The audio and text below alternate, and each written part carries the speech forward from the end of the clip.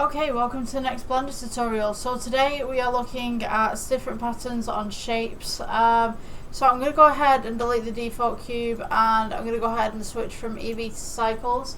Let's go ahead and add in a icosphere, S to scale. I'm going to go to the shading tab right here. We're going to go new material. You want to change out the principal BSDF for glass for this one. Let's go ahead and add in a texture and magic texture. Just place this on here into colour and you should get something like this. Let's go ahead and turn down that roughness, and what you'll find is that depending on what we put it on, the design changes. So this one, we can see that we now have little bumps and stuff like that. If we put this onto normal, this is how it behaves. I think we're going to leave this on roughness actually, and then change the glass BSDF colour for that one.